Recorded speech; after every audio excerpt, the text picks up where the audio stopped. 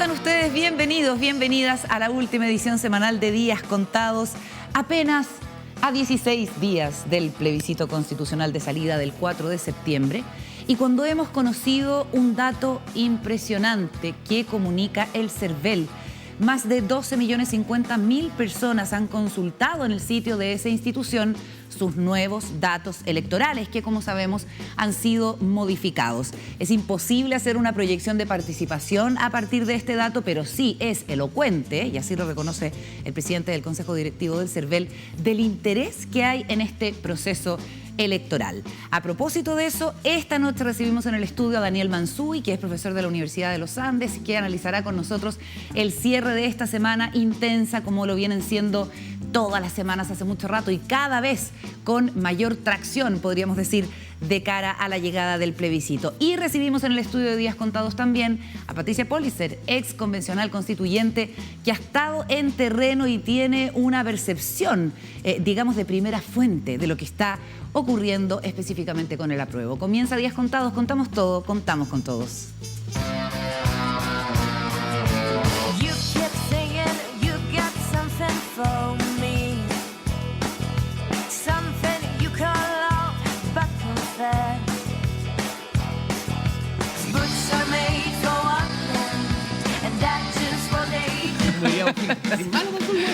Oye, ya, estamos listos para empezar de una manera especial en este viernes, por supuesto, como siempre, con Juan Diego Montalva. ¿Cómo estás, Juan Diego? ¿Qué tal? Muy buenas noches.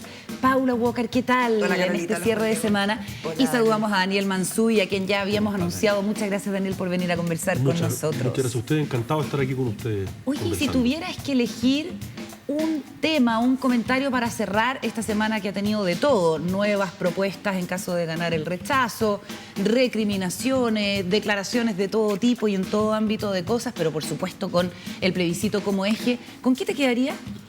Me quedaría con la absurda acusación del diputado, o sea, que ya no es una acusación, pero con los absurdos tuits del diputado de la carrera, digamos, donde pone en duda una de las instituciones, digamos, más importantes de la República por muchos motivos, y la manera en que el presidente le respondió, a mi juicio, completamente equivocada por meterse en esa discusión y ponerse a discutir con Gonzalo Lacarrera. Creo que ese tema es un tema que marca la semana, tanto por el delirio que hay por parte de Lacarrera en poner el dual servicio electoral y por el presidente entrar en esa pelea de barro de la que yo, si pudiera aconsejarle algo, le recomendaría mantenerse más bien lejano. Abramos el segundo piso porque ya hemos entrado en materia acá en Días Contados.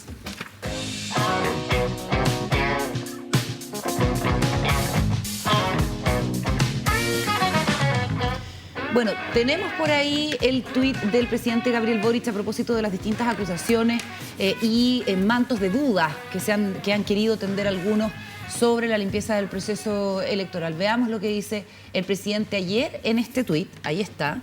Intento de parte de la derecha de deslegitimar al CERVEL para acusar fraude en caso de que el resultado no sea el que esperan es de manual de quienes desconfían de la democracia. Como gobierno apoyaremos firmes nuestra institucionalidad electoral. Y es cierto que Gonzalo de la Carrera no ha sido el único, lo que pasa es que él ha sido probablemente el que ha utilizado la forma más miserable de hacerlo, el que ha cuestionado eventualmente el resultado también lo hizo Teresa Marinovich, lo comentaste tú en su momento, con este RT de posibilidades de fraude. ¿Cómo lo han ido viendo? Ahí yo creo que Daniel neteó un poco el caso Carrera, igualando Carrera y presidente Boric, ¿no? De la Carrera y el presidente Boric. Sí, respecto, que es un punto interesante, que es, tiene que responder el presidente a una demencia del nivel que tuiteó el diputado de la Carrera. No sé, dudo.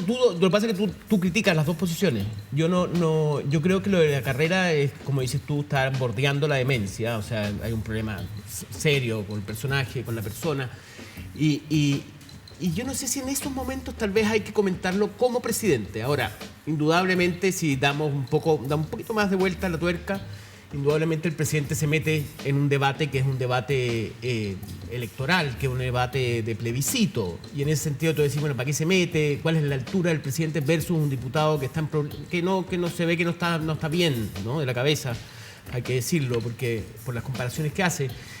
No, hay dudas, no sé si netearía las dos cosas. No, o sea, no son equivalentes en ningún caso, ¿no? O sea, en ningún caso. Ya. Pero que el presidente valide como interlocutor y se ponga al nivel de discutir con Gonzalo Lacarrera en este tema, y en cualquier tema creo, digamos, me parece que para eso tendría que haber ministros, diputados, presidentes de partido. Me parece que el presidente debería tratar de resguardar más su investidura. Ahora, esto ocurre porque el presidente es mucho más que su coalición y por tanto él tiene, y no solo en este caso, pero el presidente se ha visto obligado a jugar en todos los puestos, a hacer todas las pegas, digamos. Y me parece a mí que ese es un dato de la fragilidad que tiene su propia estructura de cuadros y del liderazgo que él está obligado a ejercer. Paula, ¿tú lo ves así? ¿Tú ves que el presidente le está respondiendo de la carrera o más bien haciéndose cargo de cuidar a la institución CERVEL? No, yo creo que el presidente hace lo que tiene que hacer, en el sentido de que, y estoy de acuerdo con Daniel, que juega en todos los puestos, es verdad. Pero imagínense que no hubiera dicho nada. Entonces, nada, pues es el presidente de la República, están atacando una organización, o sea, una institución que es súper relevante para la marcha democrática. Esto es súper transversal, todos reconocemos de un lado y de otro cómo el CERVEL, dirigido hoy por una persona que no es precisamente una activista de izquierda, está dirigido por una persona más bien ligada al mundo de la derecha. Y creo que el presidente es preocupado en su tuit, porque habla de una parte de la derecha. Podría haber dicho la derecha, habla de una parte de la derecha, no menciona al innombrable, lo deja ahí anónimamente, y porque al presidente le corre sangre por las venas, o sea, él sabe que esta elección es una elección muy relevante para el país, y cuando ve una cosa relativamente concertada de hacer lo que él dice de manual, si ganan, me llevo la pelota porque esta cuestión está mal pensada o está manchada. Sí, yo creo que el presidente hace lo que tiene que hacer, o sea, yo me pongo en sus zapatos y claro, ojalá elegir las peleas y siempre que fueran peleas como con contrincantes que merecen ser tus adversarios, pero ese es en el mundo de la idea. Yo creo en el mundo de la política uno a veces efectivamente... Hay que estar en la cancha. Tenéis que comer unos sapos gigantes, tenéis que entrar al barro. Ahora, lo importante es entrar al barro y salir del barro. Oye, pero uno se puede preguntar también, sí, yo creo que es importante mirarlo así. ¿Por qué en Chile se ha ido haciendo cada vez más estridente este tipo de acusaciones? ¿Por qué tienen cada vez más espacio?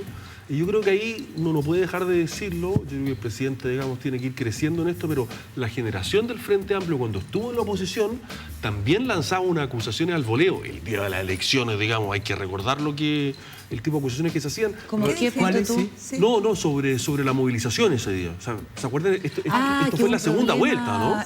Claro. Fue bien... Gloria Hood era su... Fue bien estruendoso en ese minuto. Porque faltaban micros. Pero estaba pensando en el manejo de la pandemia también. O sea, eran de crítica a las instituciones muy fácil y a mi juicio contribuyeron a crear un clima donde estas cosas son más posibles.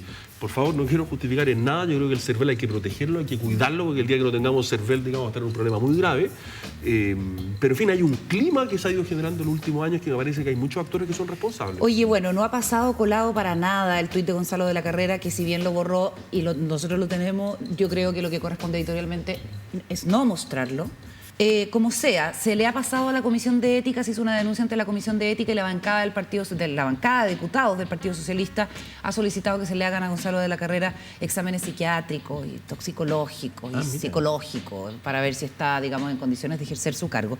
El presidente del Servicio Electoral nos decía ayer en Tele 13 Radio que están estudiando acciones, eventualmente como también con la intención de cuidar a la institución de este tipo de ataques y que habían pedido una reunión con el presidente de la Cámara Baja, Raúl Soto. Raúl Soto, ¿es cierto? Sí, Raúl Soto es el presidente de la Cámara de Diputados. Pero bueno, y por todas partes uno podría decir que a un gobierno y especialmente a este gobierno, particularmente en esta contingencia, se le están apareciendo, digamos, problemas.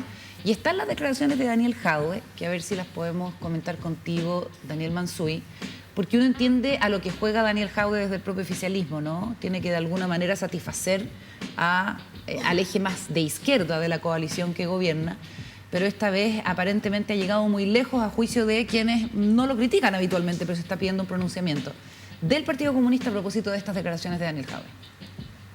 Sabemos que cuando uno compra un bien robado, ¿no? Efectivamente también es responsable de un delito. ¿Ah? Y por lo tanto, cuando yo entiendo lo que está diciendo Héctor Yaitul, lo entiendo como que Chile le falta asumir que le robó la tierra al pueblo mapuche y a los pueblos originarios y que se la ha venido robando durante mucho tiempo y por eso él utiliza el concepto de la recuperación. Finalmente ellos están recuperando algo que les es propio y que fue vendido de manera absolutamente ilegal, con un marco jurídico que no reconoce a los pueblos originarios y el derecho consuetudinario que ellos tenían sobre la tierra. ¿Cómo lo ves, Daniel? Curioso lo que hace Jadwe, es un poco lo que hace Char también, que están apostando a capitalizar la oposición de izquierda al gobierno, porque el gobierno, a mi juicio, quizás Jadwe se está adelantando a esto, ¿no? Después del 5 de septiembre va a tener que tomar decisiones que lo van a llevar más hacia la centro izquierda que hacia la izquierda, y va a quedar un espacio ahí, y ese espacio alguien quiere capitalizarlo. Ahora, sobre el fondo, me parece un delirio total, digamos. Tenemos un problema con el mundo. La semana de los delirantes. Tenemos un problema con el mundo indígena, sin duda, pero si hay una mala manera de resolverlo, con muchas comillas resolverlo, es validando el tipo de terrorismo y de acciones violentas que se están ejerciendo en el sur. Yo creo que en eso, cuando se es parte de una coalición oficialista que está a cargo del gobierno y del Estado, esa es una posición completamente insostenible, digamos. No, el Estado tiene poder de proteger a las personas, digamos, no de validar los métodos de facto, digamos. Sí, estamos en una semana de delirantes, pero yo creo que la carrera supera a Jadwe. Jadwe es un descriteriado, o sea, dentro de todo podríamos empezar a hablar de nuevo del derecho, de si la propiedad, de que podemos discutir, ¿me entendés? Tú decís, bueno, usted está empezando, ¿me entiendes?, de cero a hablar sobre un tema que no es...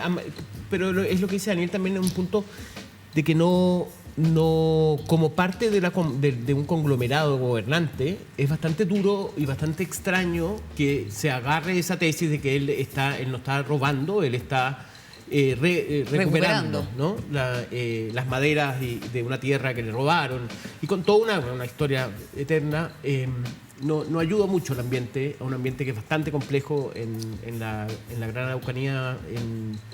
Entonces, no parece muy acorde con los momentos que se necesitan previo a una elección, ¿no? Paula. Sí, Jadwe hace lo que tiene que hacer, yo creo. Es decir, yo comparto con Daniel. Jadwe le habla a un mundo que es su espacio político. Es bastante evidente que al interior del Partido Comunista hay una especie de escisión, de división. Hay como dos PC, hay un PC que está yéndose más a la izquierda y hay otro PC que es responsable de entender que está gobernando y que es parte de una coalición de gobierno. Eso yo creo que la gente debiera más o menos entender, que Jadwe hace un juego que es acumular fuerza diferentes a probablemente a la coalición gobernante, gente que se siente más a la izquierda del actual gobierno. Tal vez sí, pero en ese punto tal vez le gana el socialismo democrático, le está ganando el quien vive a lo que era el, ¿cómo se llama? La prodignidad. A la prodignidad.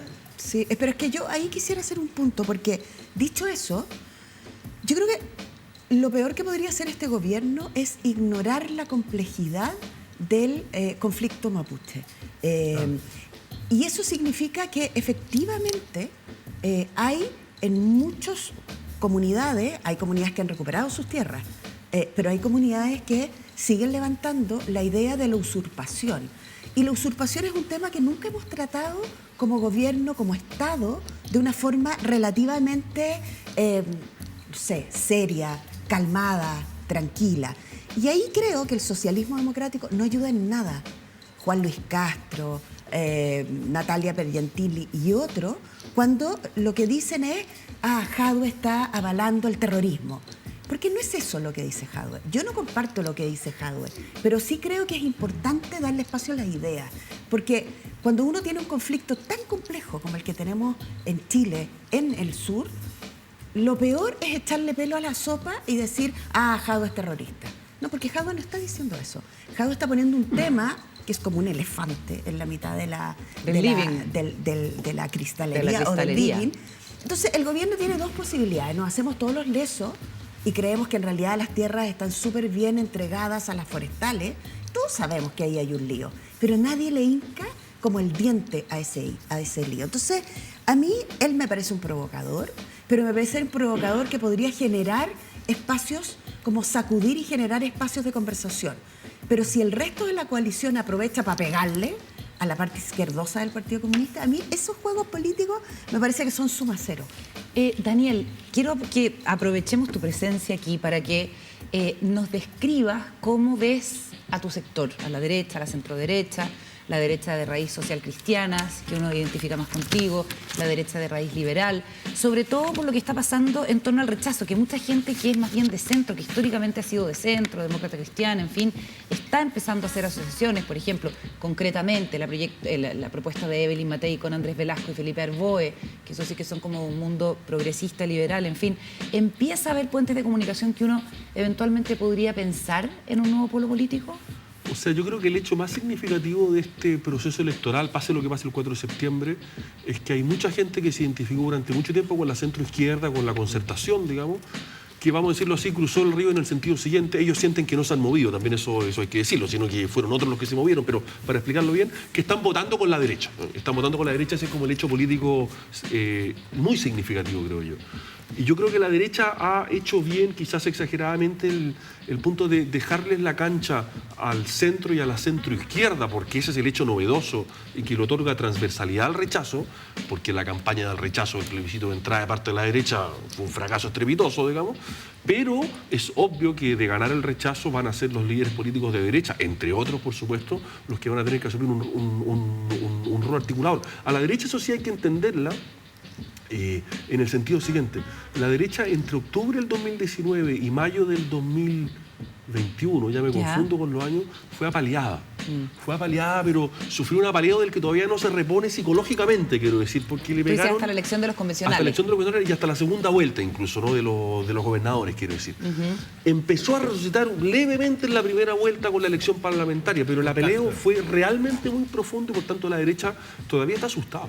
Está asustada de que, bueno, casi nos borraron del mapa, esa fue como la sensación, ¿no? Pero fueron borrados del mapa. O sea, en la elección de mayo la derecha fue borrada del mapa y por tanto, por decirlo así, la derecha ha tenido pavor de volver a ser borrada del mapa o que se confirme ese borrado del mapa, y por eso creo yo estuvo dispuesta a darle mucha cancha a la centroizquierda, porque el temor de ser borrado era enorme y era real. Con el rechazo les vuelve la sangre al cuerpo, podríamos Yo creo que el decir. 5 de septiembre, si gana el rechazo, la iniciativa política vuelve no solo a la derecha, pero en parte relevante a la derecha, la iniciativa que perdió el 18 de octubre y el 12 de noviembre en particular, y que tuvo un momento en que la recuperó, pero duró muy poco, que fue la primera vuelta y la semana que siguió, ¿no? Cuando hubo una sensación ambiente de que Kast podría haber ganado la segunda vuelta, pero eso se dio vuelta muy rápido, ¿no? Daniel, Sí, Paula, por favor. Perdona. No, solamente quería aprovechar. ¿Ese tiempo es un tiempo de reflexión al interior de la derecha? Y si es tiempo de reflexión, ¿qué reflexionaron? Voy a ser un poco autoflagelante aquí. Yo creo que Nadie el reflexiona. miedo no es buen consejero para la reflexión, digamos. No estoy seguro que haya habido mucha reflexión. Ahora, no quiero ser demasiado duro. Yo creo que sí se tomó plena conciencia de que el inmovilismo de la derecha, que no es la única causa de por qué estamos aquí, pero es una de las causas, causó daño. El inmovilismo de no ponerle ficha a los cambios. Claro. Yo creo que eso sí se tomó conciencia de eso. Yo creo que cuando Marcela Cubillos dice que la Constitución del 80 está muerta, yo creo que efectivamente la cree muerta, por más que ella votó rechazo en el plebiscito de entrada. Digamos. Yo creo que ese es un dato. ¿Hasta dónde va a llegar esto después? Esa otra pregunta, ¿no?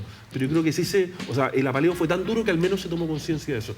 No sé si esto fue fruto de la reflexión o fruto del apaleo electoral, digamos, eso, en fin, habrá que ¿Y eso será habrá que ir a mirar. garantía, Daniel, de que el 5 de septiembre, de ganar el rechazo, se van a hacer cambios? ¿Va a haber voluntad? Yo creo que se van a hacer cambios. Yo creo que es evidente que va a haber, si gana el rechazo, un nuevo proceso constituyente, porque además, como bajaron los quórums, tú requieres a una parte pequeña de la derecha para impulsar un nuevo acuerdo. No necesita parte demasiado relevante, y esa parte la hay. Es la misma, dicho sea de paso, que estuvo en la convención dispuesta a llegar a acuerdos, ¿no? El Mundo de Opol y Razón Nacional. Javier Macaya, en todo caso, también lo ha dicho. Ahora, la derecha tampoco va a perder toda identidad en sus cambios, supongo yo, digamos. El problema en el que estamos es que se critica mucho a la derecha por su poder de veto, que lo tuvo durante mucho tiempo, ¿no? Pero no es tan raro, lo que pasa es que como esto viene de la Constitución del 80 se mira así, pero no es tan raro que un sector político que tiene la mitad del Parlamento tenga algo así como un poder de veto en materia constitucional, ¿no? El punto es cómo llegamos a un acuerdo a partir de eso, ¿no? A mí me ha impresionado tú lo arguyes o lo explicas por estar apaleados, pero si de alguna manera lo que el socialismo democrático junto al Frente Amplio intentó a través de este acuerdo tan, no sé, grandilocuente que fue en el ex Congreso Nacional, en donde se leyó una cantidad de acuerdos que se habría logrado desde el PC hasta... Tan trascendente, podríamos decir, ¿no?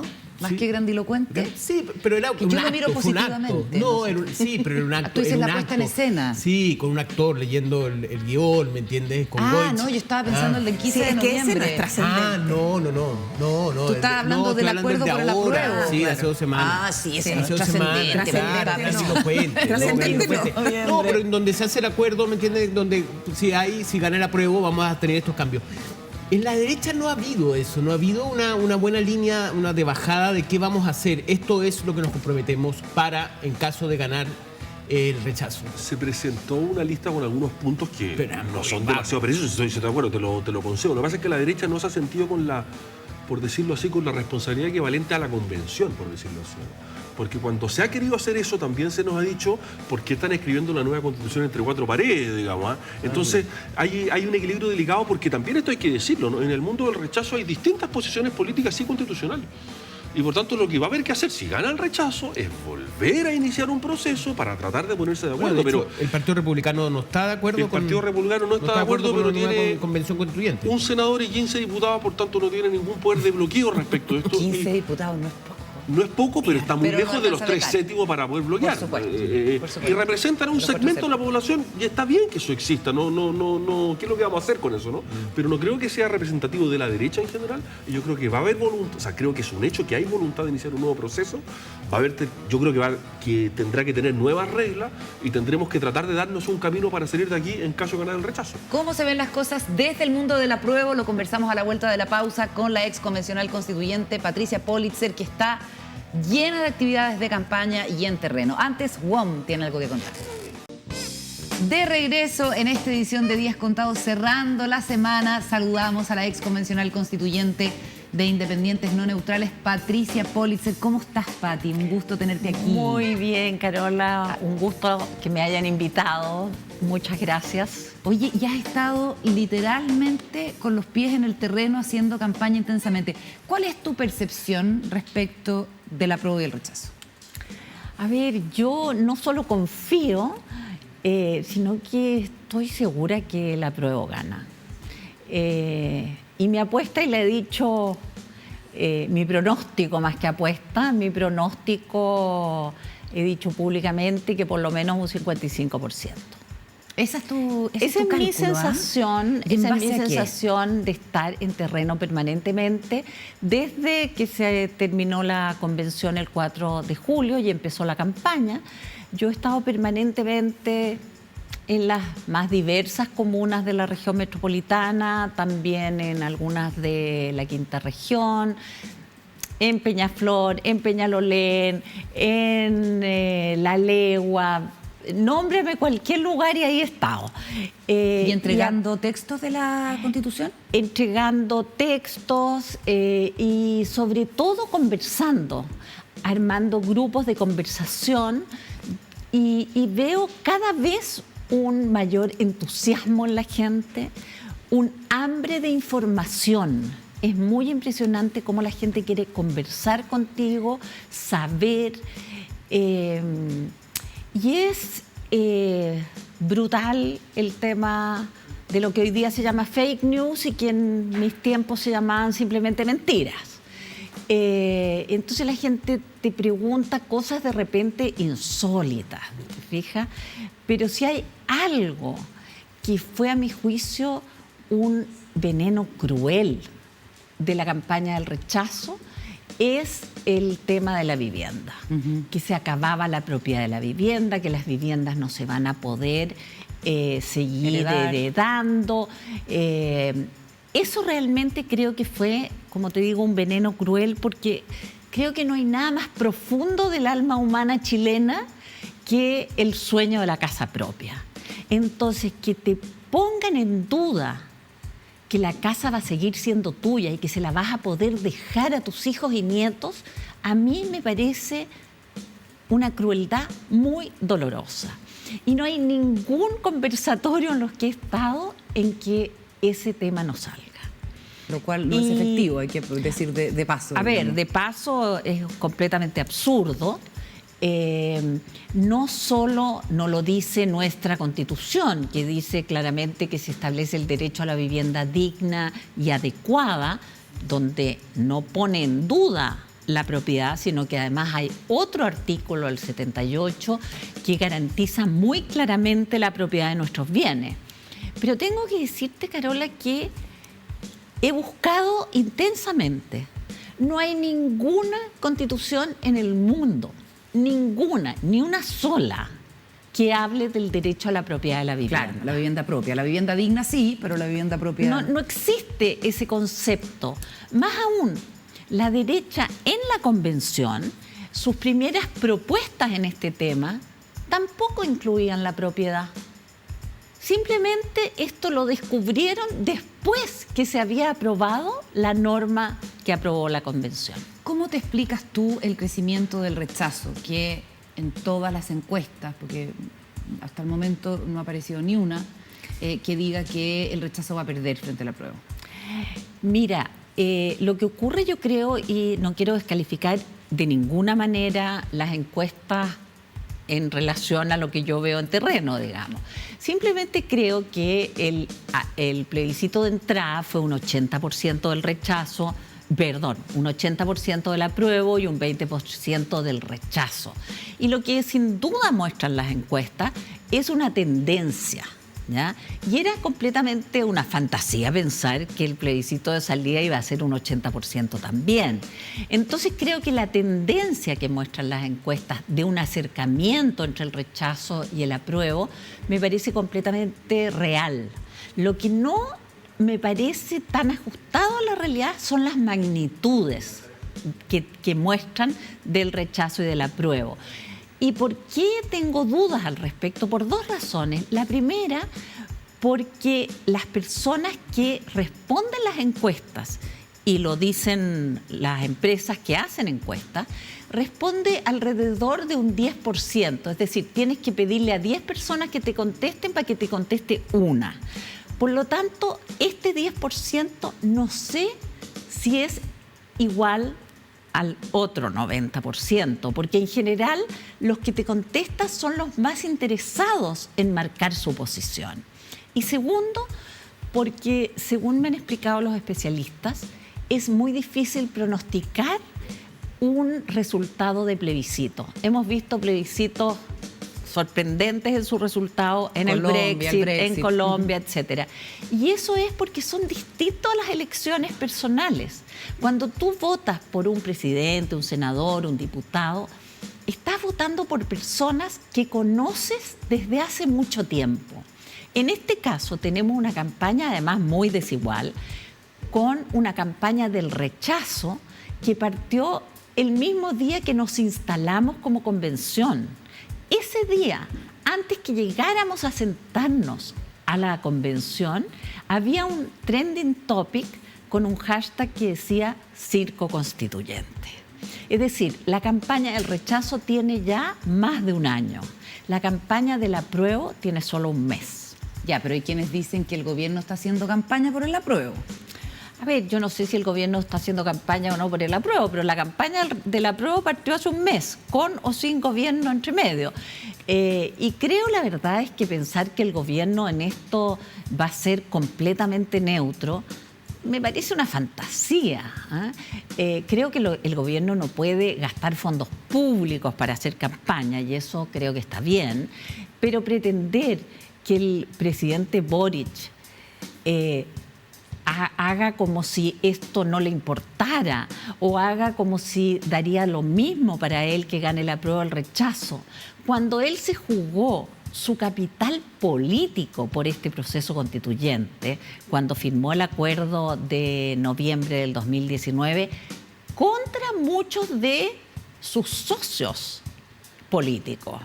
Entonces, pretender que después de haberse jugado todo su capital político a este proceso constituyente, el presidente va a ser completamente ajeno, neutral, va a estar en otra a 2 semanas del plebiscito, me parece un poco ingenuo.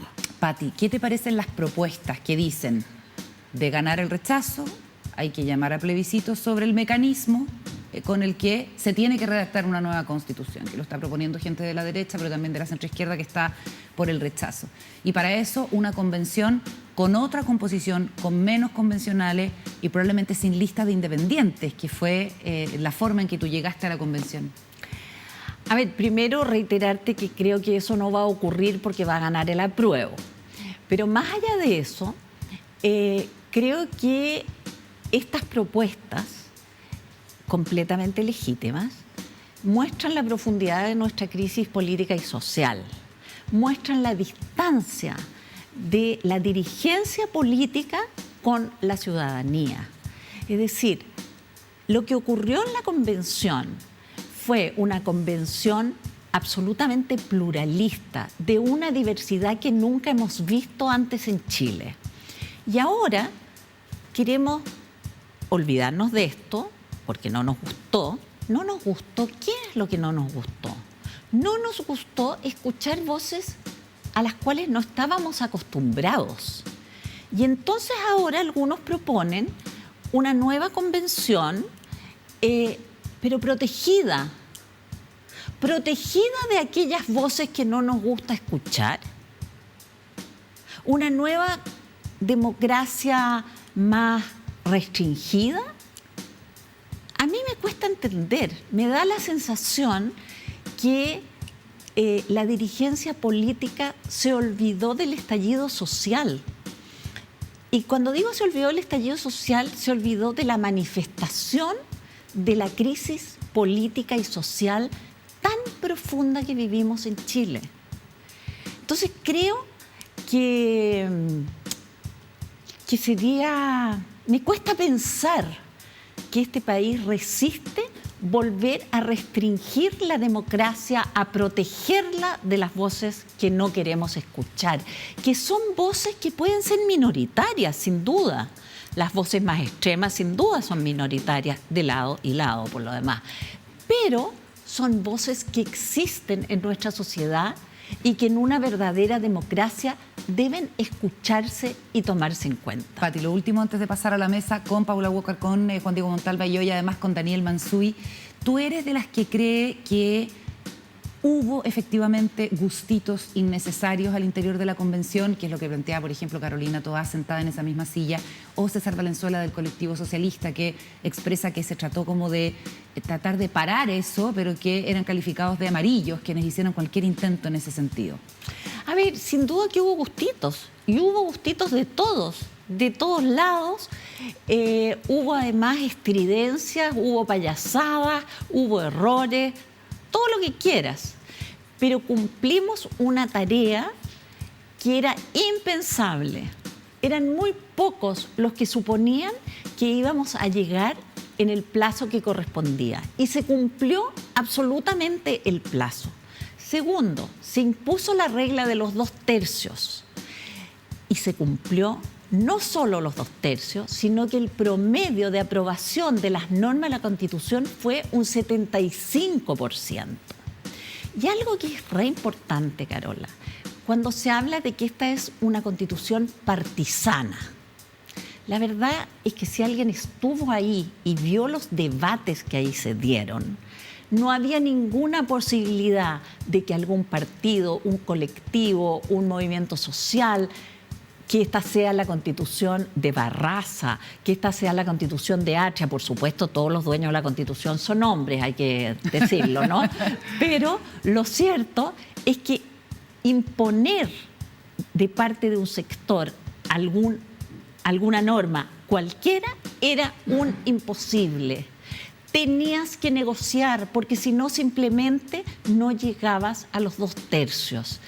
Y por eso negociamos y discutimos hasta la última palabra, hasta las 2 de la mañana, hasta las 3 de la mañana, porque era necesario tener un conjunto de constituyentes muy grandes que votaran una u otra norma. De esa forma defiende la legitimidad de la convención. Absolutamente. Ahora sí que lo último. Fuiste secretaria de Comunicaciones del gobierno del presidente Ricardo Lagos. ¿Qué te parece su postura? No me gusta, lo he dicho varias veces. Creo que todos reconocemos en el expresidente Ricardo Lagos su enorme inteligencia, su enorme capacidad de análisis, pero él es sobre todo un líder político. Y un líder político en una coyuntura como la que estamos viviendo, que a mi juicio es un punto de inflexión histórico en nuestro país, no puede ser analista, sino que tiene que ser un líder, es decir, alguien que nos guía con su opinión. Vamos a seguir en la conversación con Patricia Politzer en el mesón, pero antes veamos la declaración de la ministra Isquia Siches de cara al plebiscito del 4 de septiembre. Esperamos en la segunda pregunta que evidentemente los distintos actores políticos, sociales contribuyamos a que no hayan enfrentamientos. Tenemos que entender que las normas democráticas de un proceso electoral como este debe ser protegido. Hemos levantado, tal como usted señala, requerimientos especiales y zonas de las distintas regiones del país que van a requerir especial énfasis. El cuerpo tanto de carabineros, policía de investigación, como también las Fuerzas Armadas han estado disponibles para poder distribuirnos temporalmente ese día, el 4 de septiembre, de forma distinta según las distintas etapas, pero llamamos y reiteramos a que este sea un día en tranquilidad, en paz y de bastante concordia nacional.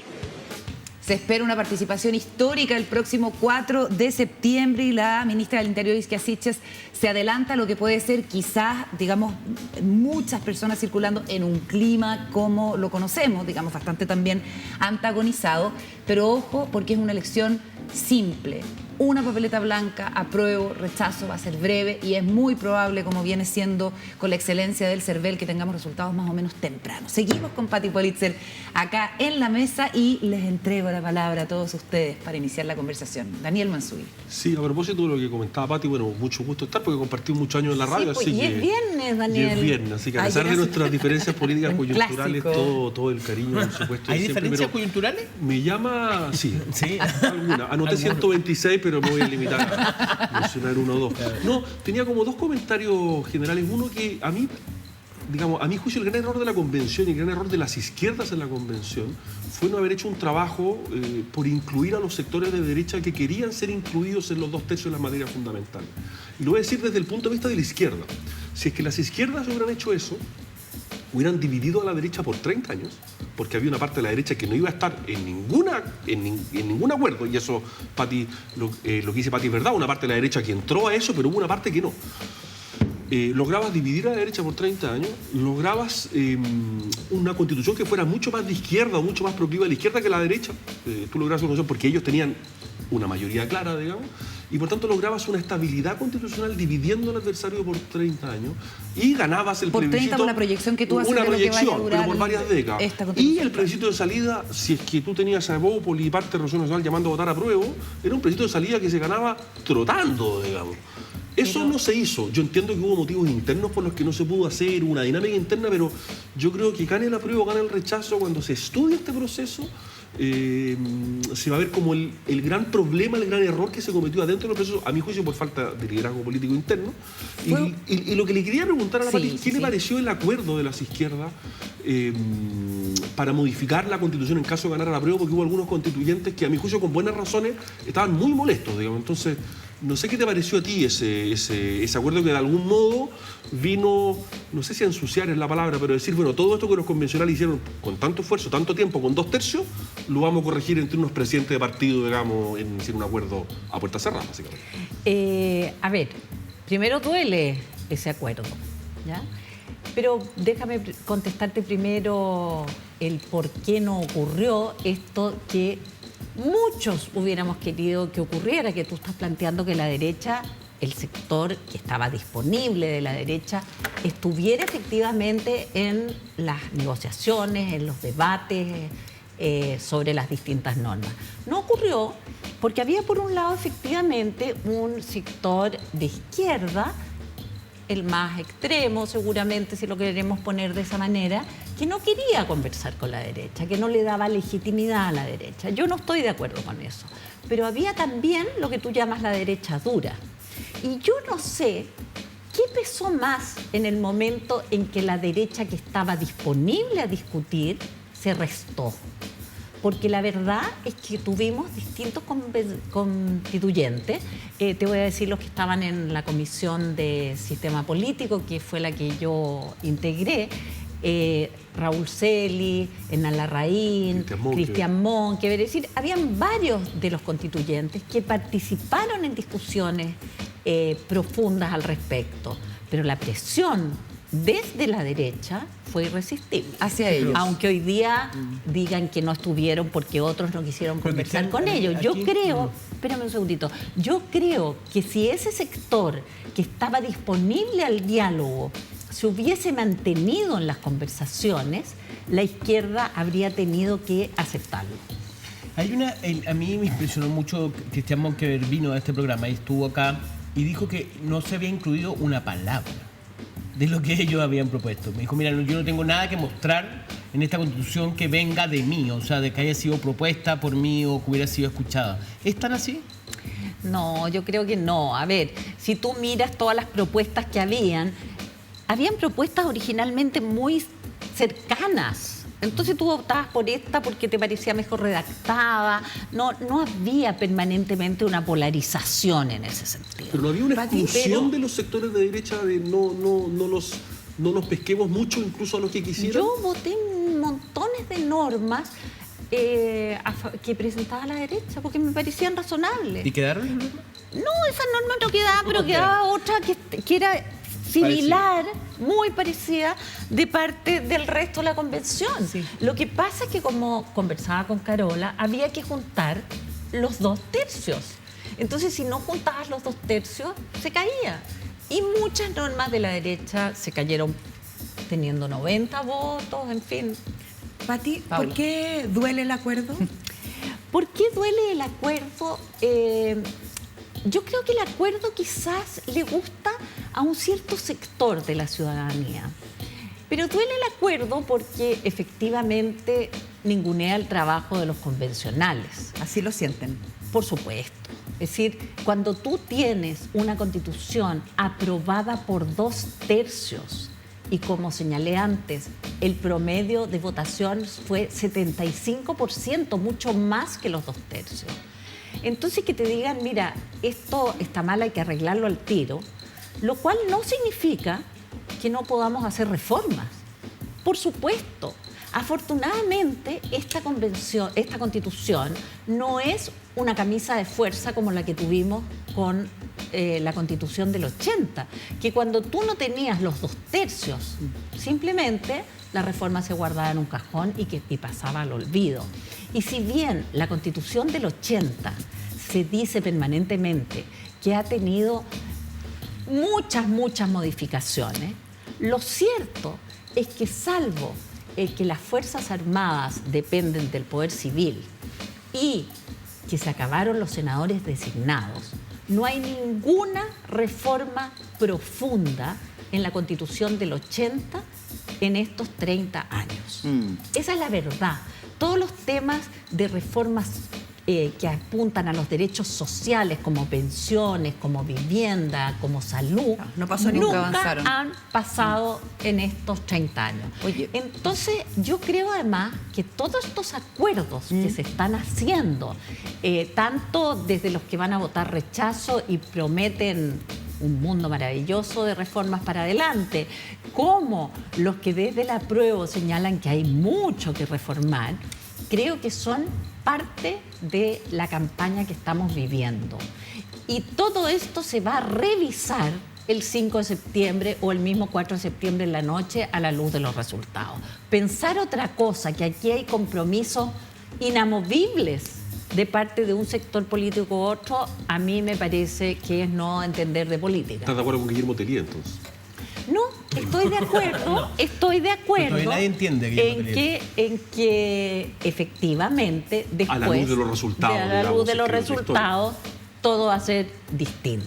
Oye, sigamos hablando de política, haciendo el análisis previo al plebiscito, pero esta vez a través de las figuras de la semana que revisamos acá en Días Contados.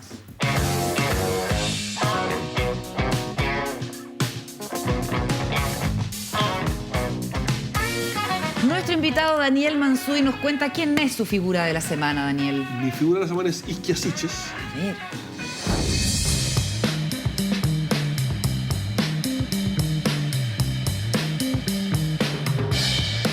¿Por qué? La ministra del Interior dio una declaración esta semana muy ambigua, o más que ambigua, equivocada, a mi juicio, sobre la autonomía de los carabineros, ¿no? Solo recordar que cuando gobernaba Sebastián Piñera, todo lo que hacía Carabineros se le achacaba al ministro del Interior, con razón, creo yo. Y me parece que revela un desconocimiento muy grande respecto a una de sus funciones más elementales que tiene que ver con la seguridad. Los Carabineros dependen del Ministerio del Interior. Si es que hay problemas, ella misma tendrá que resolverlos. Sabemos que hay problemas en Carabineros, no los vamos a descubrir hoy, pero afirmar que los Carabineros son una entidad autónoma como lo es el Banco Central o la Contraloría, digamos, me parece un error grave en una materia que a los chilenos los tiene realmente muy angustiados hoy día, y me parece que el gobierno debería tomarse muy en serio la seguridad, porque no va a poder impulsar ninguna reforma profunda si no hay seguridad en las calles y los chilenos no sienten que están seguros. Este es un problema que tiene la izquierda, o alguna parte de la izquierda, que no entiende que no hay transformaciones profundas sin satisfacer primero la demanda por seguridad, que es capaz de comerse absolutamente toda la agenda. Ella reafirmó, de hecho, sus dichos diciendo que tiene grados de autonomía demasiado excesivos y los ha tenido por años. ¿Cómo ves el liderazgo de Isquia Siches, Pati? A ver, yo creo que ha cometido muchos errores por inexperiencia. Pero en este punto, la verdad es que yo creo que fue un error el decirlo, porque tal como dice Daniel, la ministra del Interior es quien manda a Carabineros. Pero todos sabemos, gobiernos de derecha, de izquierda, de centro que hemos tenido en los últimos años, basta hablar 2 minutos con algún ministro del Interior, algún subsecretario del Interior o alguna presidenta de la República para saber que Carabineros tiene un grado de autonomía completamente impropio. Hay hoyos negros en que ninguna autoridad te dice, no sé lo que pasa ahí, no sé cuántos son los carabineros que están en esto o en lo otro. Entonces creo que quizás el error de la ministra fue su transparencia, pero puso el dedo en la llaga en uno de los problemas más complicados, porque yo coincido con Daniel, en que el tema de la seguridad es fundamental y que no vamos a lograr avanzar en nada sin el tema de enfrentar directamente y en serio la seguridad. Y eso pasa por la reforma Carabineros, que sigue pendiente y sigue pendiente. Solo un comentario súper breve, porque no estoy en radical desacuerdo con lo que dice Pati, simplemente... ya estamos listos. No, es muy breve, porque esto confirma que la ministra Siches muchas veces actúa más como comentadora externa de los sucesos que como actora de primera línea, digamos, porque puede que en ese sentido sea cierto, pero en fin, ella no lo puede reconocer así, sino que tiene que estar operando y actuando para reducir esos grados de autonomía que le parecen crecientes. No es materia de comentario de una ministra del Interior. Por eso hablé de cierta inexperiencia. Sí. Paula Buca, nosotros, lo estuvimos comentando acá la semana. No sé si quieres comentar algo de esto o presentar a tu figura. Voy a comentar y voy a presentar a mi figura. Fantástico. Yo creo que la ministra, con todo lo que han dicho nuestros invitados, tiene un punto mal resuelto, pero tiene un punto cuando habla de la excesiva autonomía que ha tenido Carabineros en lo que se conoce como los gobiernos después de la dictadura. El tema de ella es que debiera afinar mucho más cuando plantea un tema de esta envergadura, porque este es un tema que no lo ha resuelto nadie. Y este es un tema que han padecido todos los gobiernos. Yo tuve una conversación con el ex ministro de Defensa del gobierno del presidente Piñera, un día que me llamó para... Yo escribo algunas, columnas en La Tercera. Y un día él, de manera muy amable, me llamó para criticarme una columna. ¿Quién? ¿Alberto Curiza? No, es Espina. Ah, Alberto Espina. Alberto Espina. Fue súper amable, pero me dijo que está en total desacuerdo con mi columna. Y hablamos de la autonomía, y hablamos de lo que significa. Y él me dijo, a mí, las Fuerzas Armadas y los Carabineros, y todos me obedecen. Bueno, pero claro, eso es lo que todos quisiéramos, por cierto, ¿no? Y lo que tiene que decirte. En un punto lo que tiene que decirme. Entonces, la ministra es muy Igual valiente. habían aumentado los mecanismos de control cuando Alberto Espina estaba en Claro, defensa. y es muy valiente la ministra al decir esto es una tarea que la democracia tiene que acometer, pero no lo dice bien. No lo dice de la manera correcta, porque se presta para que salga todo el mundo. Sí, Carabineros es un organismo autónomo, o sea, es como para la prensa. Salieron todos los exministros del Interior de todas partes a decirle ignorante. Yo no creo que esto sea un pecado de ignorancia. Yo creo que lo de ella es una excesiva transparencia y mucha valentía, porque esa misión no es fácil. Pero Oye, ¿puedo recordar algo más? No, pero A ver, dale, Juan Diego, y ¿Es una dale. denuncia? ¿Tú crees que está denunciando que es demasiado autónoma No, la no policía? sé, no tengo idea. Oye, No tengo idea si es una pero denuncia. Solo recordar, ¿se acuerdan el gobierno anterior? Para notar que esto es un problema súper transversal, cuando Carabineros adoptó la política de copamiento en Plaza Italia. Correcto. Y el intendente Guevara dijo, no, son los carabineros. Entonces también hay un problema de que el poder político a veces se desentiende Cuando le completamente, conviene. porque ahí el intendente Guevara cuando le conviene decía, no, la decisión la tomaron ellos, no funcionó, que ellos responden. Yo no sé, bueno, ¿cómo es posible que el poder político se desentienda así de una decisión de ese tipo tan importante en ese minuto tan crítico? Tal A cual. los políticos también les resulta a veces muy cómodo, Sí, decir pues. que son autónomos y por tanto cuando hay un error es de ellos. Y esto, Así insisto, es. vale para todos los sectores políticos. Paula Walker, ¿quién es tu figura de la semana? Mi figura de la semana es Gonzalo de la Carrera.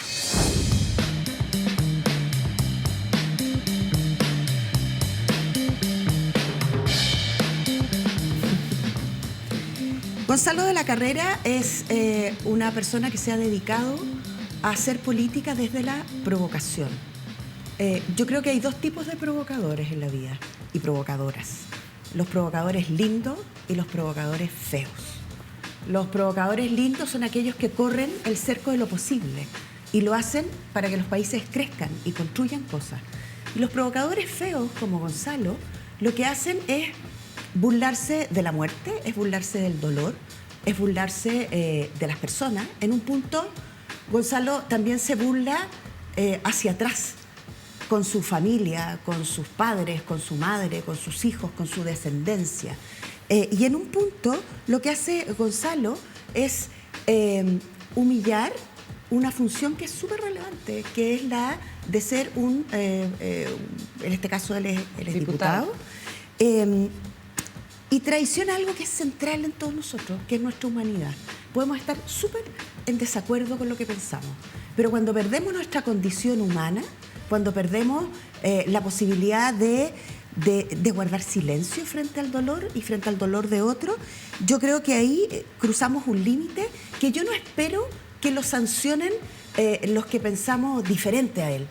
Yo lo que esperaría es que a Gonzalo lo sancionaran sus pares, su mundo cercano, porque si hacemos política de esa manera, la verdad es que estamos condenados a un camino de un fracaso bien estrepitoso.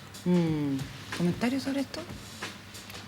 Simplemente notar que hay una dinámica de redes que parece empujar esto, pasa en todo el mundo, no es solo en Chile, ¿no? Pero que este tipo de personajes muy estruendosos, muy provocadores en el peor sentido de la palabra, digamos, tienen cierto éxito porque esto tiene como una resonancia, digamos, que le dan las redes, digamos, simplemente constatarlo y lamentarlo. No sé qué solución tiene, y si es que la tiene, digamos. Pero Donald Trump es producto en gran parte de eso y está a punto de ser nuevamente presidente de los Estados Unidos, según se ven las elecciones primarias que están desarrollando en Pati, un Estados comentario Unidos. y tu figura. Sí, dos cosas. La primera es que estoy completamente de acuerdo con lo que dice Paula, pero quiero hacer notar que Gonzalo de la Carrera no es como un personaje raro que apareció haciendo estas declaraciones que de verdad son muy dolorosas. Hay que agregar que esta semana desprestigió al CERVEL también. Tengo entendido que su partido se sintió incómodo y lo llamaron al orden, pero creo que fue más bien por lo del CERVEL que por lo que destacaba Paula. No es un personaje raro, aislado, no. Fue la primera mayoría en la elección parlamentaria en su el distrito. distrito 11. Entonces, no es un loquito que anda por ahí, ¿ya? Eso creo que es muy relevante. Hay mucha gente que lo sigue. Y lo segundo que quiero comentar es la dinámica de las redes sociales que hacía mención Daniel, que esa dinámica no es espontánea. Es decir, estos dichos de Gonzalo de la Carrera no explotan en las redes sociales porque la gente por sí misma las hace explotar. Son algoritmos. Esto no son campañas armadas con bots que están unidos a lo que está diciendo Gonzalo de la Carrera. Aquí no hay nada espontáneo, tal como no lo hay, como decía Juan Diego, en el caso de Trump. Es decir, las redes sociales y los bots y toda esta campaña en las redes está fuertemente atada a lo que el personaje está diciendo y la estrategia política de esa persona. Bueno, llevamos hablando de él parte importante del programa. Sí. En ese sentido, A pesar de que ha sido exitoso en se le su considera el tarea. innombrable. Y en todo Hemos caso dicho demasiadas veces eso, ¿no? también pesa el algoritmo, porque lo que genera más clic y más polémica, el algoritmo de las redes sociales también lo potencia. Claro. Sin negar lo que estás diciendo, pero esas dos cosas juntas, digamos. Claro, es parte de la estrategia. Todo junto. Lo que es interesante por lo siguiente, Twitter gana dinero con este tipo de polémicas. Entonces, si nuestra discusión pública está subdelegada en Twitter, tenemos un problema. Porque a Twitter no le interesa la discusión pública, ni la calidad, le interesa ganar dinero. Sí. Y gana dinero. Por eso Elon Musk se interesó en Twitter, independiente de lo mal que salió ese negocio. Digamos que no, por eso hay que pensar prosperó. siempre que Twitter no es el país. Y yo lo veo todos los días estando en terreno, que lo de Twitter es una estridencia horrorosa, bien maligna, y lo que ocurre en terreno muy distinto. ¿Tú piensas que la prueba va a ganar con un 55%? Una proyección distinta a la que hace tu figura de la semana. ¿Quién es Pati? No te rías, Pati, pero ¿por qué te ríes? No. Deja que presente su figura. Mi figura de la semana es Pepe Out.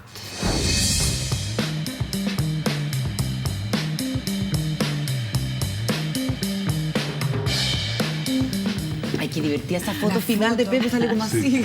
Tú sabes que él tiene... Lo diré después.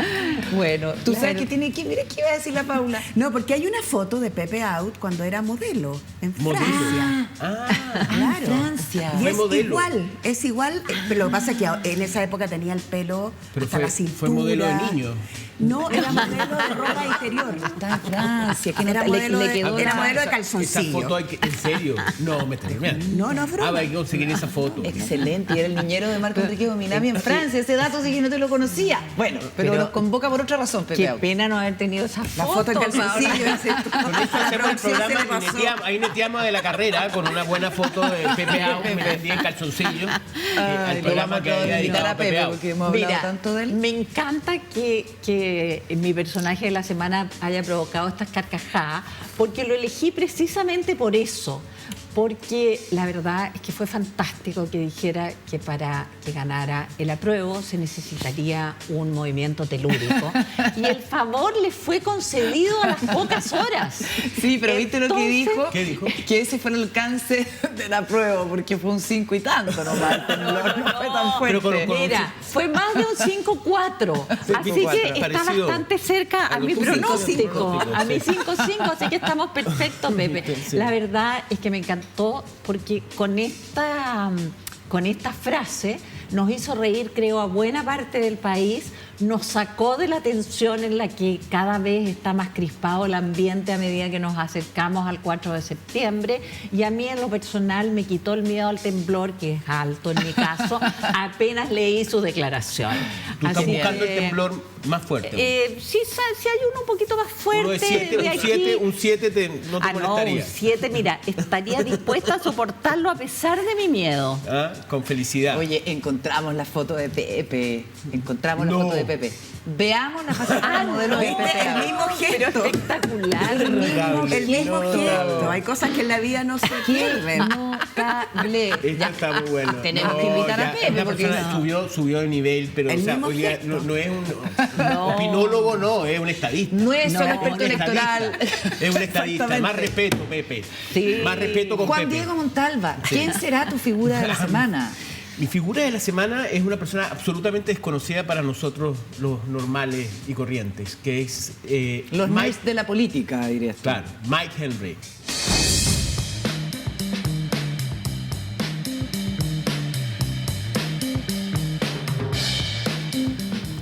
Henry Fede este es un gobierno que no se ha caracterizado por abrir las puertas, invitar, llevar en los viajes al sector privado, los empresarios. De hecho, nos sorprendimos, no alcanzamos a comentarlo esta semana, pero el martes fue como noticia de que el presidente Gabriel Boric se había juntado con el presidente de la SOFOFA, Richard von Appen, y el presidente de la CPC, el señor Sutil, ¿ya? Bueno, dado ese contexto en que no es habitual este vínculo con el sector privado, voy a contar de que en abril de este año Gabriel Boric se juntó con que es el CEO de BHP, una de las empresas mineras más grandes del mundo, una mezcla de una empresa australiana y británica, y se juntó por algo que luego como que para mí se me revitalizó un poco lo que había, esta reunión que había conocido, por una portada de La Segunda en donde se hablaba de que los mineros estaban evaluando sus inversiones en Chile, ¿no? Y al parecer en esa reunión de McHenry y el presidente Boric como que leyó una cartilla respecto a las inversiones mineras y dijo, bienvenida a las inversiones mineras, pero con igualdad de género, cuotas de género, con sustentabilidad, con la buena relación con las comunidades. A lo que voy es que el tema ha estado desde abril hasta ahora con esta portada de La Segunda. El tema de la inversión en Chile es un tema bastante pendiente. No olvidemos que el sector minero tembló con la convención. En la convención hubo varios votos que decían que había que nacionalizar a la minería. Finalmente se mantuvo las concesiones, pero se está estudiando cómo van a ser esas concesiones, que habría que bajarlo en ley. Y a su vez tiene un royalty que está discutiendo el ministro Marcel ahora, que va a evaluar entre el 40, 50 o 60% de los ingresos de las utilidades del sector minero. Entonces es un sector que la verdad está bastante expectante y la portada de La Segunda me pareció que era la señal que estaba dando el grito que daba el sector minero de que estamos atentos a lo que pasa después del 5 de ¿Qué te parece, septiembre. Pati, este tipo de aprehensiones? A ver, me parecen propias del momento que estamos viviendo. Pero me encantaría saber a dónde se van a ir las inversiones mineras. En los otros países pagan más royalty que aquí. Las leyes de la minería son muy altas. Creo que son especulaciones propias previas a una elección tan relevante, porque la verdad es que el 4 de septiembre es un momento histórico para Chile que puede significar un punto de inflexión en nuestra política y en nuestra vida como sociedad. Por eso es tan relevante. Entonces me parece normal. Natural. Sí, normal en algún sentido, y de hecho esto, pase lo que pase el 4, no se va a acabar. De hecho, si es que gana la prueba, tampoco es que la Constitución lo fije todo, fija ciertos criterios, y va a haber un proceso de implementación. A mí me parece muy interesante leer las disposiciones transitorias, por el nivel de presión que le van a poner al sistema político, legislativo y al ejecutivo. Es realmente impresionante los próximos 12, 18, 24 meses. Y por tanto esa incertidumbre no se va a acabar, sino que en algún sentido va a seguir, pero es propio de estos procesos, no lo digo como crítica, solo como constatación. Esto va a seguir mientras no tengamos leyes de implementación de la Constitución, lo que se suele llamar leyes orgánicas, no sé si en este caso se van a llamar así o no, No, pero no. Probablemente no, porque tienen mal nombre, pero en otros países sí se llaman así en general, pero da lo mismo. Las leyes que apliquen estos criterios que están en la Constitución, y mientras no estén esas leyes, digamos, vamos a seguir en periodo de cierta incertidumbre, en caso de ganar la prueba. A mí me encanta ese proceso que viene después del triunfo de la prueba, Daniel, porque lo que pasa es que todo lo que hace la Constitución es cambiar el norte de Chile. Y vamos para allá con el foco puesto fundamentalmente en el mercado. Y ahora vamos con el foco para acá, a partir de un Estado social y democrático de derecho que pone el foco en las personas y en sus derechos fundamentales. Y eso que es, para mí, lo más importante de la Constitución, a partir del 5 de septiembre, o creo que es del 18 o 19, cuando entra en rigor la nueva Constitución, a partir de ese momento creo que todas y todas entramos en un nuevo tipo de relación y en un nuevo sistema democrático con mayor participación, con mayor debate sobre los temas públicos, con este nuevo enfoque. Entonces, toda la adecuación de las leyes, de las políticas públicas, de las políticas locales, en un debate democrático que vaya instalando de verdad la nueva Constitución, me parece una experiencia que a mí personalmente me entusiasma enormemente. Yo creo que en ese sentido, si ganara el rechazo, cosa que ya he dicho insistentemente en este programa, no va a ocurrir, pero si llegase a ocurrir por algún milagro, la verdad es que es un frenazo al proceso constituyente que se abrió para superar la profunda crisis que estamos viviendo.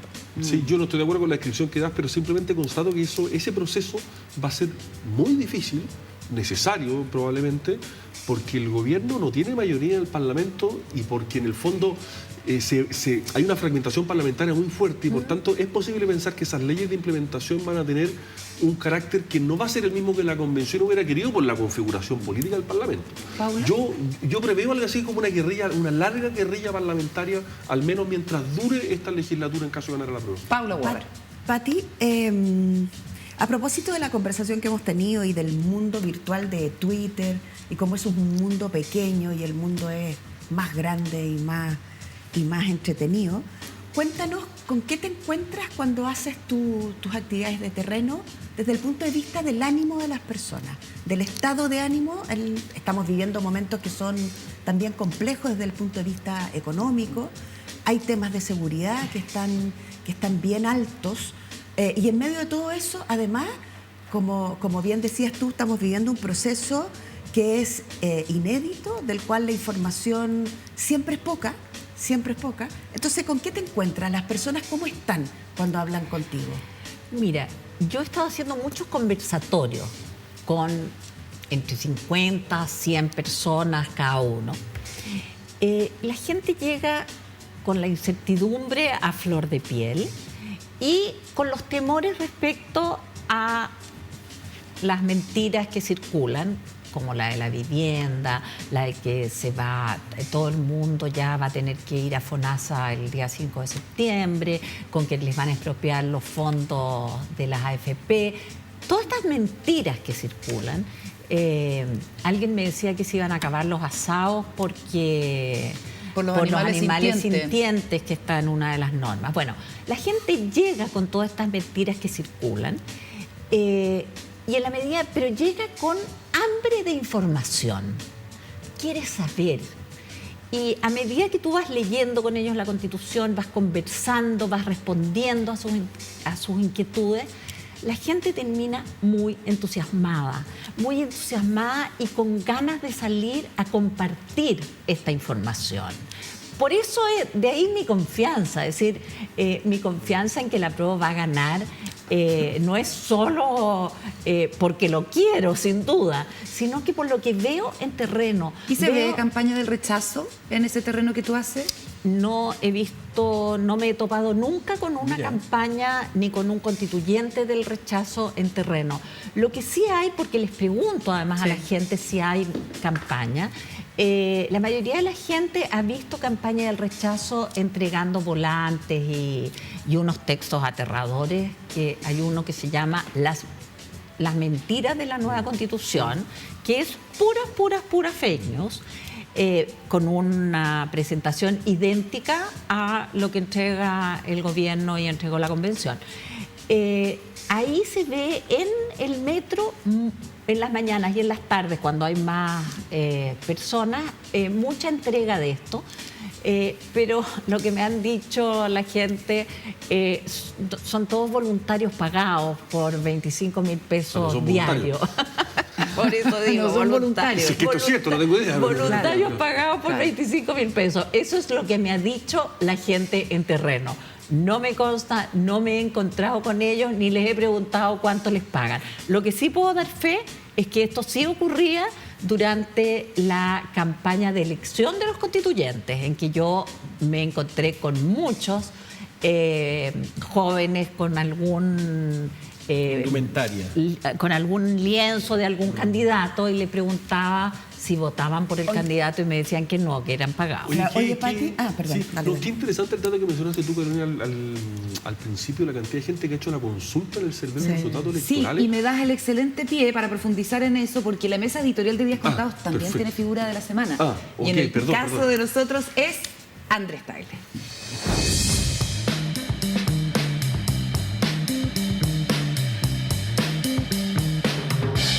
Bueno, ayer Andrés Tagle respondía en Tele 13 Radio una serie de consultas, entre ellas si es que el servicio electoral va a tomar alguna acción frente a la campaña de desprestigio, las declaraciones que ya hemos mencionado, y dijo que efectivamente están estudiando eventuales acciones. Por lo pronto se van a reunir con el presidente de la Cámara de Diputados. Yo quiero destacar que Andrés Tagle, siendo un experto electoral de la UDI, así fue como lo conocimos, digamos, históricamente vinculado a un sector político, ha tenido en este proceso una altura que ha sido muy necesaria. Sus declaraciones han sido sumamente ponderadas y lo que ha hecho es estar a la altura de la institución que dirige, que es una de las instituciones más respetadas en nuestro país, y da la impresión de que no tiene ninguna intención de que eso cambie.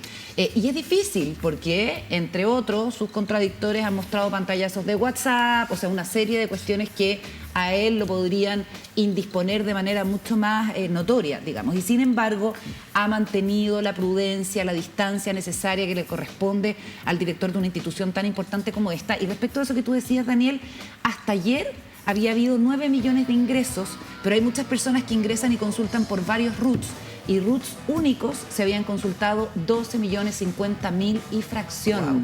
Él no se la jugaba por una eventual proyección de participación, pero ¿de qué hay interés? Hay interés. Es impresionante, es imposible proyectarlo matemáticamente, pero da una señal de que, que es posible pensar que obviamente no va a votar ni el 100 ni el 90% del padrón.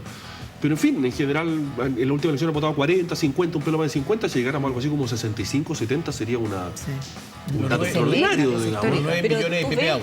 9 millones de PP Out, dice, ¿no? Creo que sí. Pepe dice 9,5. Sí, 9,5. Pero fíjate, otra muestra de este interés, no sé si han pasado en los últimos días por la Plaza de la Constitución, detrás de la Moneda. De la Constitución. Sí, por la Plaza de la Constitución, exacto. Sí, tienes toda la razón, la Plaza de la Constitución. Hay un kiosco que entrega la Constitución. Y hay unas colas enormes. Y bueno, lo otro que es divertido, esto de la firma, que tanto se ha criticado, que el presidente está firmando la Constitución. Es que en cada conversatorio dura 1 hora más después que termina, en que tengo que estar firmando la Constitución. Mira. Entonces, si a mí, que no soy nadie, me piden la firma, imagínate los ministros, el presidente. Me tengo que ir a la pausa. Al regreso, el cierre con las ideas finales de Pati Pólitzer y Daniel Mansuy, nuestros entrevistados al cierre de esta semana en Días Contados. Minutos finales para los comentarios finales en esta mesa. Esto de que la mayor participación aseguraría una mayor votación del rechazo, ¿te hace algún sentido para ti? No me hace ninguno. La verdad es que no sé cómo se proyecta eso. Ya. ¿Cómo crees que viene la próxima semana, considerando que esta ha sido bien intensa? A ver, yo creo que las próximas 2 semanas van a ser muy, muy intensas, porque lo que nos jugamos el 4 de septiembre es efectivamente un tema muy relevante. Entonces, la tensión, la crispación, la polarización a nivel de la dirigencia política va a ser cada vez mayor. Afortunadamente, eso no lo he visto que haya permeado a la ciudadanía. Y yo confío en que el 4 de septiembre va a ser una fiesta, como son siempre las elecciones en Chile. Espero que a las 8 de la noche sepamos los resultados. Es una elección muy fácil de lograr su resultado. Que el CERVEL, estoy segura que va a hacer un trabajo impecable como lo ha hecho siempre. Y de verdad confío en que sea una vez más una fiesta nacional. Juan Diego. No, yo nada más para terminar, ustedes, que el otro día me puse a pensar, llevamos 3 años de una intensidad. Sí, desde el estallido, dices tú. Tenemos Así es. estallido, pandemia, plebiscito, pandemia, convencionales, convención, que fue un buen show, y con el perdón de la convencional. Perdonado. Cariño. Pero yo te lo podría haber dicho. Yo no me habría permitido. Yo no me atrevería. Bueno, pero a lo que voy. Para que veas que soy buena. ¿Viste? No, yo siempre me río mucho de ese toldito que había fuera del ex congreso, en donde iban los convencionales a dar sus charlas. Pero bueno, yo estoy muy aliviado de que llegue el 5 de septiembre, y voy a estar feliz. Sí, yo creo que hay mucha gente que siente lo mismo. Paula, comentario final antes de Daniel. Nada, buenas noches, gracias. Discutan en las casas con argumentos, conversen. La conversación nos hace bien a todos. Pueden haber opiniones diferentes, pero conversar sin insultos, conversar sin imprecisiones, es un ejercicio que nos hace bien a todos. ¿Daniel? No, una reflexión sobre el voto obligatorio. Yo tampoco entiendo bien por qué el voto obligatorio ofreciera rechazo. Se me ocurre una sola idea, que el voto obligatorio me parece a mí que es más es más intenso para la gente de mayor edad que para los menores. A los más chicos como que les da lo mismo y los mayores sienten obligación moral al margen de la eventual multa. Y se dice que los mayores serían más proclives al rechazo, pero Eso es en más fin, conservador. eso está por verse. Ahora, dicho eso, sí es interesante el dato de que el gobierno no ha puesto ningún énfasis en el carácter obligatorio del voto, y eso me hace pensar que el gobierno sí cree esa tesis, con buenas o malas razones, digamos. Claro. Y eso es una señal interesante. Especulemos un poco. Mal Oye, pensado, Daniel. Muchísimas Si te gracias sale a lo mal los dos por pensado. haber venido. Pati, un gusto haber compartido contigo nuevamente. Muchas Daniel, gracias por la favor. invitación. Que No, tengas un muchas gran gracias fin de a ustedes. semana, Paula querida. Igual, Carolita. Para ti también, Juan Diego. Para ti también, Carlos. Que estén muy bien. Buen fin de semana. Chao. Gracias, Carolita.